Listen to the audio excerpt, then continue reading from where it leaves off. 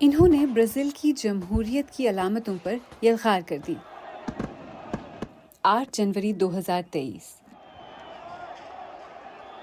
جب بولسونارو نے انتخابی نتائج تسلیم کرنے سے انکار کیا اور دعویٰ کیا کہ الیکشن چرا لیا گیا ہے تو ان کے حامی سڑکوں پر نکل آئے۔ یہ کوئی عام احتجاج نہیں تھا۔ انہوں نے برازیل کی سرکاری عمارتوں پر دھاوا بول دیا۔ ان کا اصل ہدف سپریم کورٹ تھی، اور اب اسی عدالت نے بولسونارو کو فسادات بھڑکانے، فوج کو بغاوت پر اکسانے، اپنے انتخابی حریف اور مقدمہ سننے والے جج کے قتل کی سازش سے آگاہ ہونے کے الزامات میں مجرم قرار دے دیا ہے۔ فیصلہ کن ووٹ ان کے ایک ساتھی جج نے دیا۔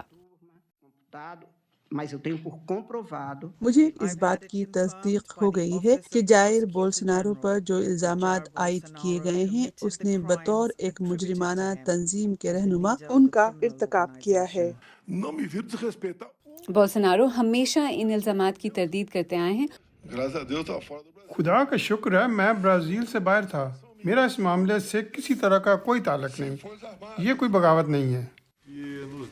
مگر اس مقدمے کی بازگشت برازیل سے باہر بھی سنائی دے رہی ہے۔ ڈونلڈ ٹرمپ نے اسی مقدمے کو جواز بنا کر برازیل پر تجارتی پابندیاں عائد کر دی ہیں۔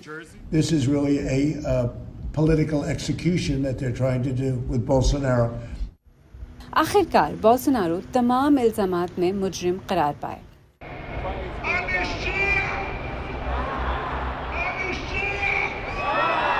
ان کے حامی مسلسل عام معافی کا مطالبہ کرتے رہے ہیں۔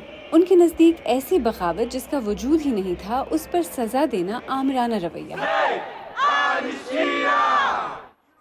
دوسری جانب ان کے مخالفین کا کہنا ہے کہ اصل آمرانہ حرکت تو بغاوت کی کوشش تھی۔ یہ شدید اختلاف رائے اس حقیقت کی علامت ہے کہ برازیل کی تقسیم ابھی ختم ہونے سے بہت دور ہے۔